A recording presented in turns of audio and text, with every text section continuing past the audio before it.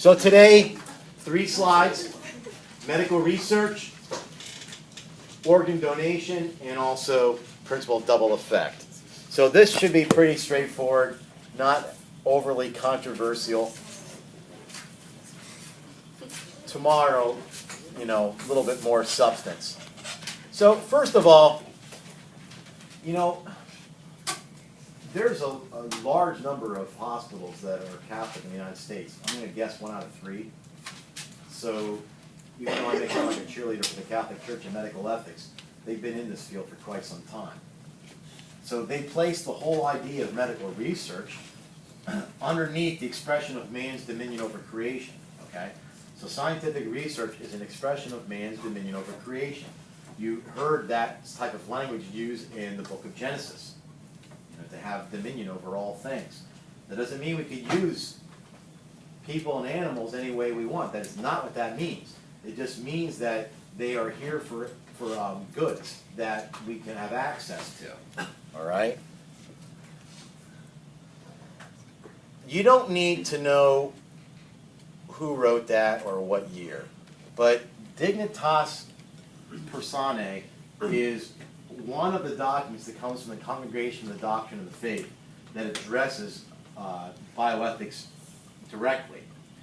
So, just 2 basic points out of a rather lengthier document.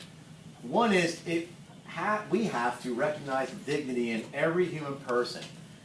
But remember, this is from conception to natural death. All right? So, from conception to natural death. We're going to have to think back to the arguments when we ask first, what is a thing? What is it? So when we say that a human being exists at the moment of conception, we have new gametic material, we're also going to say that is a person, because we don't agree that personhood begins at birth. That's a moving line. The only other option would be once the child is self-aware, which could be 5 or 6 months old. So people who think that it becomes a person at birth, they're not really being intellectually honest, even though that might be our law in the United States currently. So from conception to natural death, and this is important too, that the body of the human being can never be reduced down to a group of cells, okay? We're not parts. We cannot reduce the human being down to a group of cells.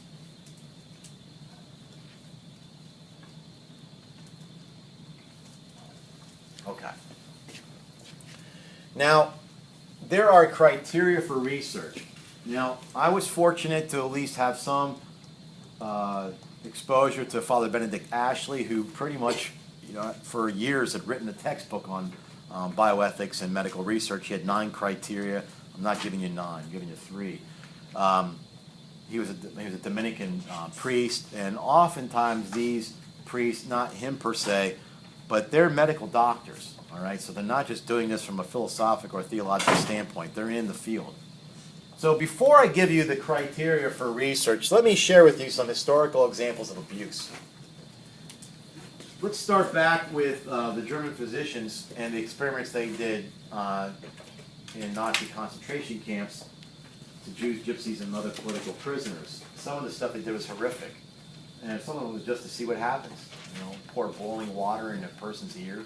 What happens, things like that. So were there any goods that came out of this? They probably did find certain treatments and even psychological insights, but then by no means justifies anything they've done.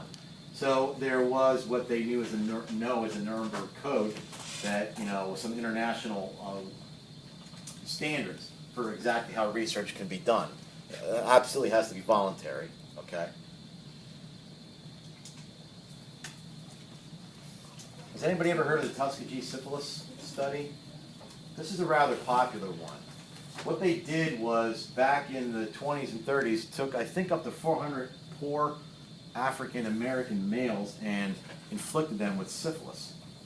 And they didn't tell them that's what they were doing. They just told them they were treating a blood disorder. You have to understand, too, I'm just going to reiterate that the eugenics that was going on in Nazi Germany originated in the United States. All right? We have this idea that somehow we have a purified history.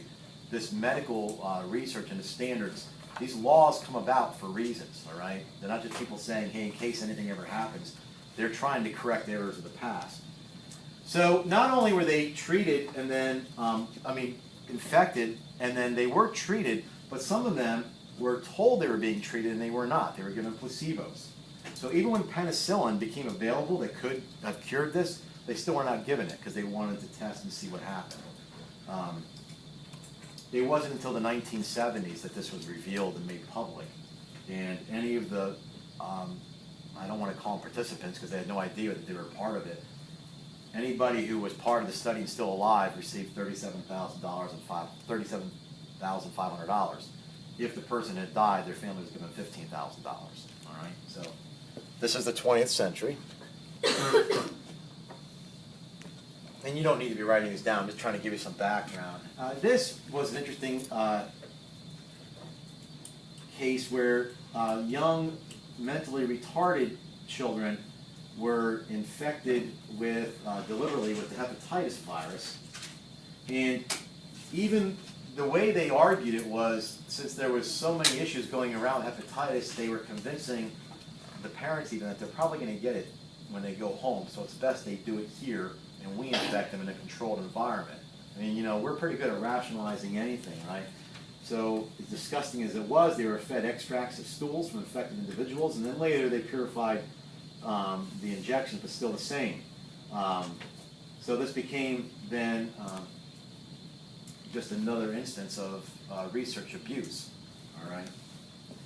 And I'm not trying to be exhaustive here, just to give some historical examples. The Stanley Milgram experiment, this was a psychological experiment that they were curious. A man was working on his dissertation, I think, and it was curious how people during wartime would follow orders, even when they knew that it was bad. So what they did was they brought in people and told them that they were going to be the teachers questioning other people. And they had, let's say they had like a dial that can inflict pain on the other person. Now, the dial did nothing. And the other people who were screaming as the dial was turned on were actors and actresses. But the people who thought they were the ones administering the experiment, really, they were the experiment. And some of them were even told, you know, they answered it incorrectly, increase the voltage. And they'd increase the voltage and they heard the person screaming. And some of them even went up into the entire 450 volts. So what's wrong with this was, well, first of all, these people didn't even know they were part of a study. And secondly, they were put under some, you know, extreme stress. In other words, they thought they were being ordered to do this. They didn't know the repercussions, and they were trying to, you know. So anyway, you can imagine plenty of issues with this study.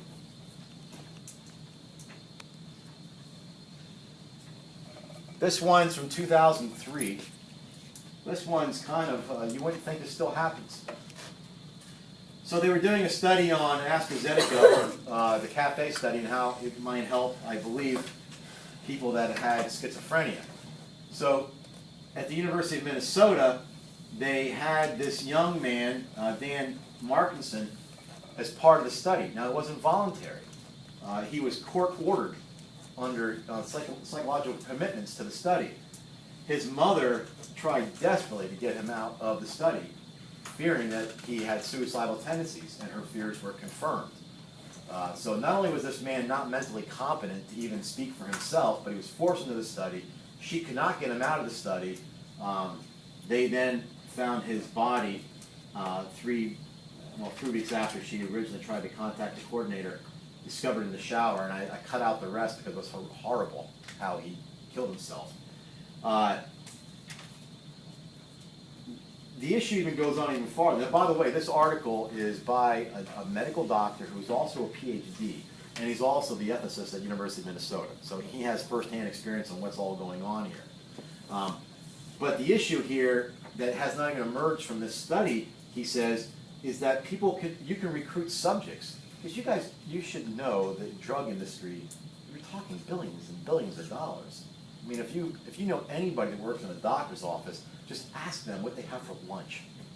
And ask them how much budget these people have when they come in to the doctor's office, buying them whatever they want, and then giving them samples. I mean, this is pressure, pressure, pressure. So when you have that kind of money available to you, you can only imagine the incentive to do something like this by what they felt was incompetent people in 2003, all right? So anyway, this idea that you can recruit people by involuntarily committing them, right? He says this has not really been addressed full out. The tragedy of all this is the mother had really no recourse here. She went to the university to try to, I guess, talk sense to them, and they removed her by security. She then got a lawyer and went to court, and the findings of the study were proprietary, so they weren't being allowed to admit it. So she lost the wrongful death suit, if that's how it was labeled. And not only that, the University of Minnesota then turned around and sued her for $57,000 because of the court and legal costs. And she has that to deal with. So my point is that, you know, when I say that there are certain criteria for research, I don't want you to think it's hypothetical, all right? So rather than all 9 of Benedict Ashley's criteria, I'll give you 3. And they might seem obvious, but already you can see that they're not always followed. And secondly, there's even some profound ideas within what seems obvious here. For instance, the first one is, can the procedure help the person strive? Can the procedure help the person strive for the true goods of life? We can't fix everything. And it has to be a serious good that we're working towards here, not just some novel issues that have curiosities, all right? So they must strive for the true goods of life. Second criteria is, does the procedure require reasonable resources from the community? You can't fix everything. I mean, you know, there's a lot of good causes, especially with diseases. I know, you know, I get a call from, you know, a cancer institute that's raising money for pediatric cancer. Well, it breaks your heart, right? So you give $20, and then within 2 weeks I'm getting a call from some other cancer research. And I said, I just gave. Well, that was the county level. This one, you know? So how do you weigh? Is muscular dystrophy less important than cervical cancer? I mean, how do you weigh these things, right? So we can't fix everything. We have to ask, you know, what is the burden on the community? Do we have reasonable resources? You know, we can't pull all the stops out, pick one disease, pull all the stops out and say we're going to fix that. You know, we're really trying to weigh out the goods here. And the final one is, are other persons not being used as a means to an end? You cannot use people as a means to an end. The men in the Tuskegee experiment were used as a means to an end. That young fellow who committed suicide at the University of Minnesota was used as a means to an end. You can argue all you want about the good that's going to come out of it and what we learned. That's utilitarian ethics. So you already should be thinking proportionalism, consequentialism, right? Situational ethics, deontology, and the 3 moral fonts would totally say no, you can't do it, right? So this isn't an argument, is it a good? For instance, do you guys know the actor Michael J. Fox? He was in Back to the Future. And Christopher Reeves, he was Superman. He had fallen off. Michael J. Fox has Parkinson's disease.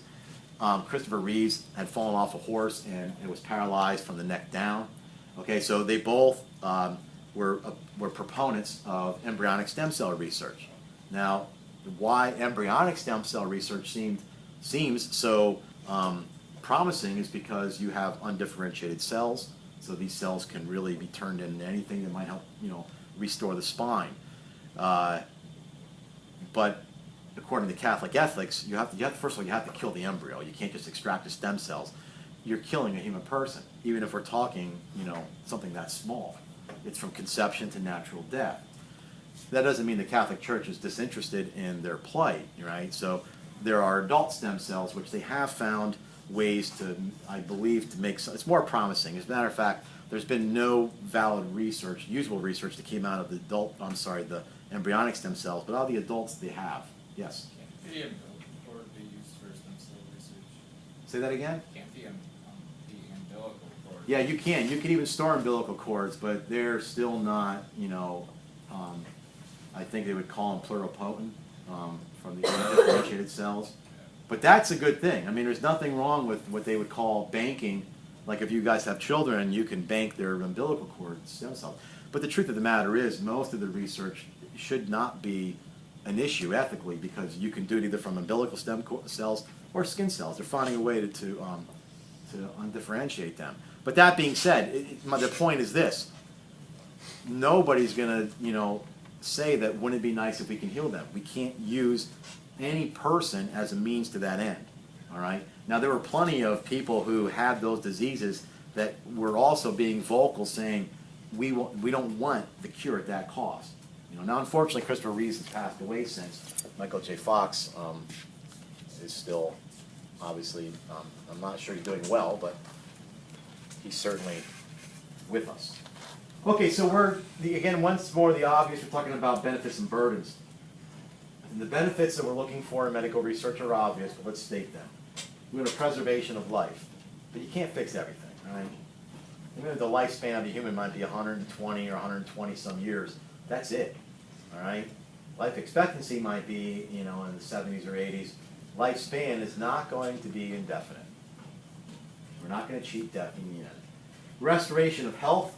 So we're always treating a pathology, and we want the organs and everything else within the system to function as best that it can in the given circumstances. And we're trying to alleviate pain for when you cannot always fix people's discomfort. But that doesn't mean that we don't have burdens. Again, the economic burdens are not little. It's not just about money, but it is about money. So, we're going to have to determine how, in your own life, as you get older, you're going to budget. You're going to make X amount of dollars, and this is all you got to work with. It's like that way with the entire world, too. We're not little governments that we can just keep printing money in and do whatever we need to fix our issues through medical research. There's physiological and psychological, social and spiritual elements. My mother was, she has multiple issues with her health. One was that she has a heart valve, and they have her in a study for heart valve replacements. Okay, so we're like putting all that on hold. So they like her as a candidate, and they're, usually trying to contact us regularly about getting her in for this study.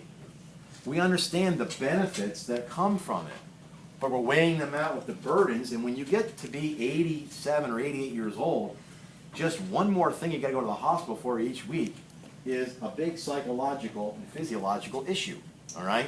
So we have to push them off, not now, that type of thing. But so much good can come out of it. I understand that, right? So we're weighing burdens and benefits. All right, so that's a real quick trip with the medical research. Organ donation. This should be pretty non-controversial, but you never know. Organ donations, you can do this while you're alive or post-mortem after you've died. Does anybody know what organs you can donate or how you can donate when you're alive? What is the one organ? You have two of them, you can give one of them up. Kidney. You can give part of a liver, all right? And of course, blood and bone marrow and things like that. But when it comes to vital organs, they can only be donated after death, all right? So you can't be a heroic martyr and give your heart for a little youngster that needs it, as good as that would be, right?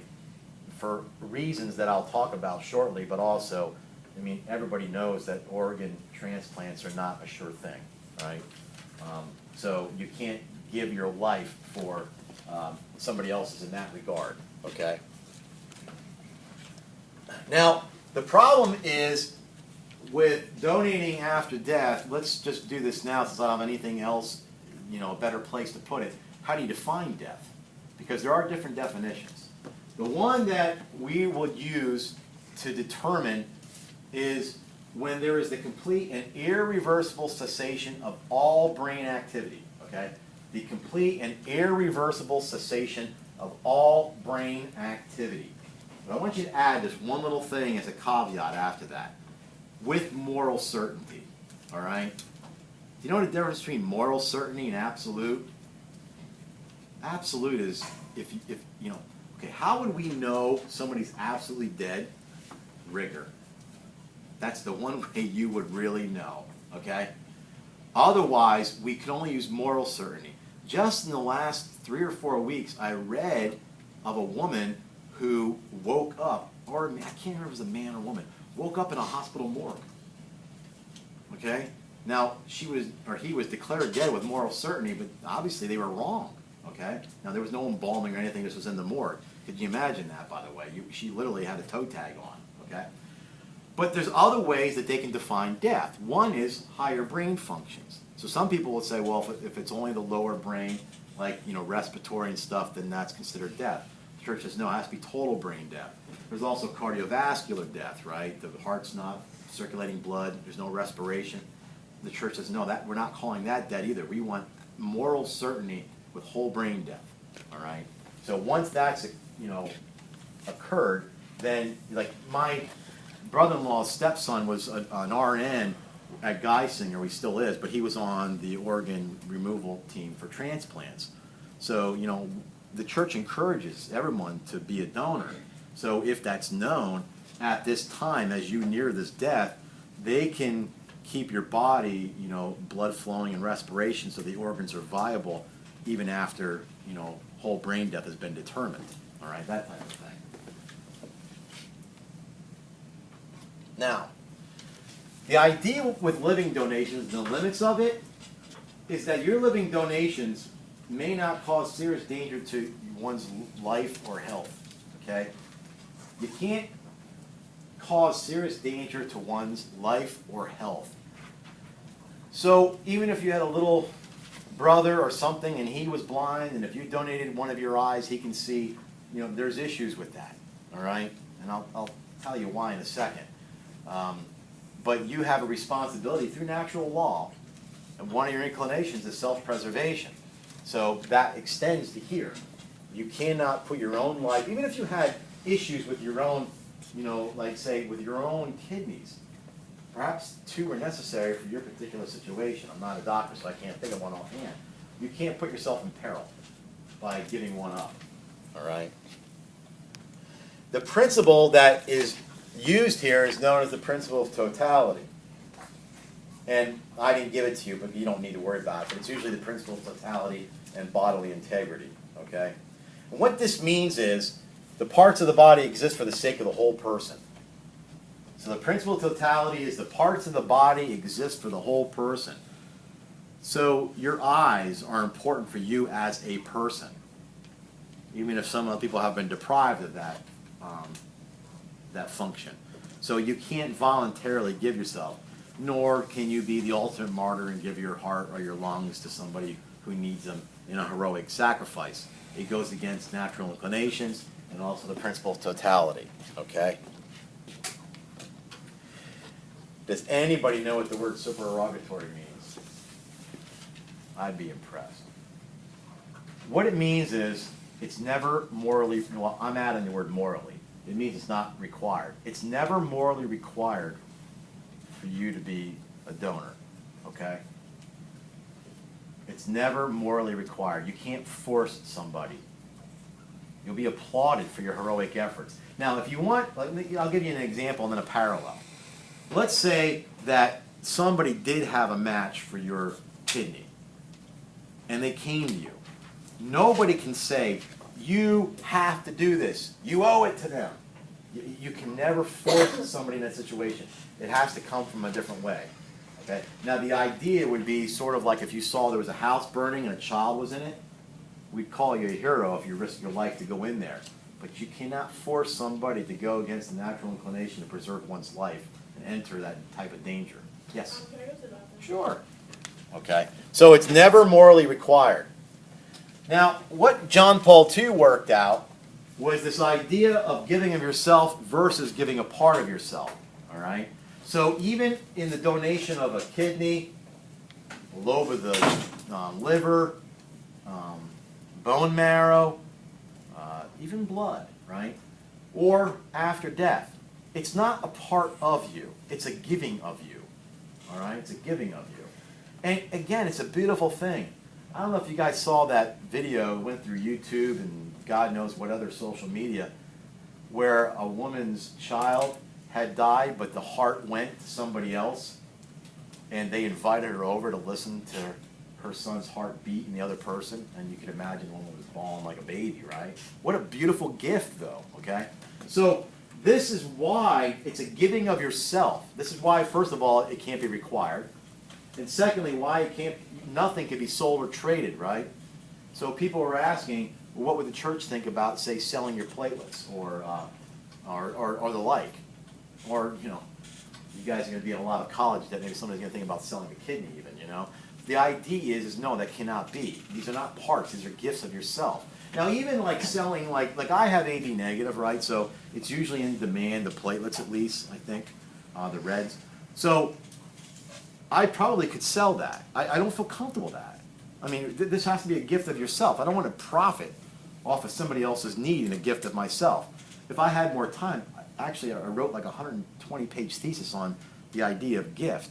I mean, to me, that destroys a gift. The minute that you have any sort of, you know, comeback, you destroyed a gift. A gift has to be an emptying, right? That type of thing.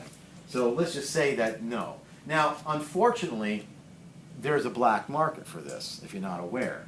So usually poor rural areas, say in parts of Africa, Middle East, some students were saying in the first few periods of Mexico, how, you know, there's a market where they're grabbing kids off the street and then harvesting their organs, all right?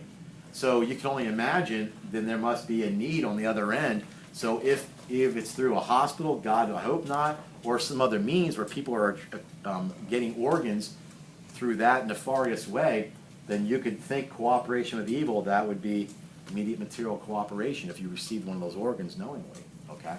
So nonetheless, all right. Yeah. What was the last thing? What organs cannot be sold, traded?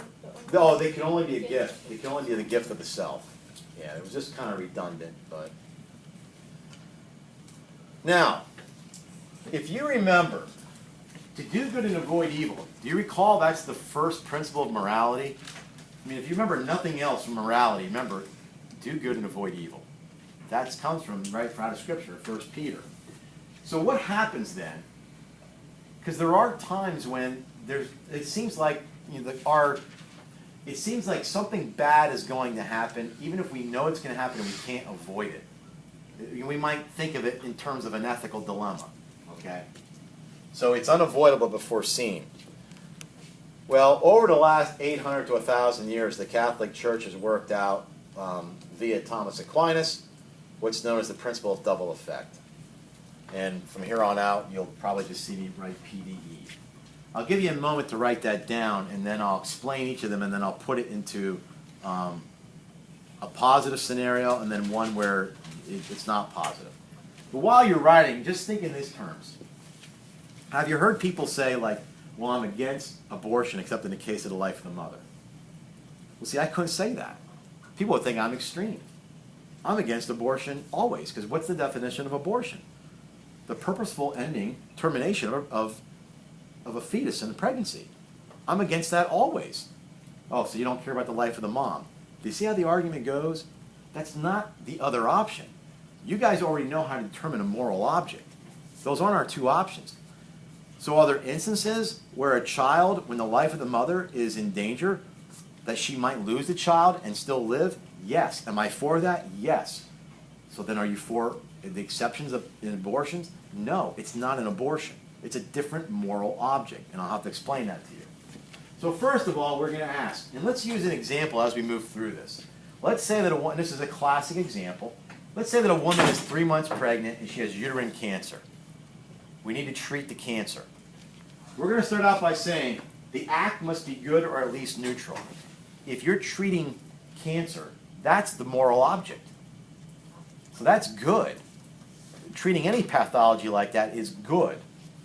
The bad effect must not be intended even if it's foreseen. The bad must not be intended even if it's foreseen. What is the bad? The child will die. Is that bad? Absolutely. Is it intended? No. We can't avoid it. But you know it's going to happen. Yes, it's foreseen. It's not intended. Now, that's too subtle for some people, but there's a difference between an intention and foreseen. Okay? The third principle of this, then, is the good must not flow from the bad effect. What does that mean? The fact that that child unfortunately died in treating the cancer didn't cure the cancer. The child's death didn't cure the cancer. So the good, the woman living, wasn't caused by the child dying. Do you get that? It was caused by them treating the cancer, and the child dying was a secondary effect of the treatment. The fourth one is the unintended bad effect must be proportionate to the good. So what does that mean? What were our goods and bads? The good was life of the mother. What was the bad? The death of the child. Is that proportionate? It's perfectly proportionate. Even if they were twins, we don't count two more than one. It's life and life, all right? Now when, do you have a question? Yeah. What? So for the third one where it says can't go from that effect, if it was almost certain that a woman would die during childbirth just because of complications during labor, would that then be wrong? Well, you know, all I can tell you is they would look at the circumstances and they would do their best to save both. But there may be a point where they realize one is going to die. And in that case, it would have to. Well, yeah, it would really depend. Let me think of how I can explain without making it confusing. To illustrate, though, while I'm thinking of it, let me give you an instance where this would not apply in a pregnancy situation. Like if a woman had hypertension or was toxemic, right? That's very serious. So, but there is treatments available for that. A doctor could say in a scenario, it's much safer if we abort the child. That's not proportionate, you know, because there are other ways to do this before we go that route, all right? So there are instances where this would not apply. What I want to do before I answer that, I want to see if I can find like a specific case, because it would be better than us trying to build all the circumstances and then, you know, we might miss something. But that'd be an interesting case. Any questions?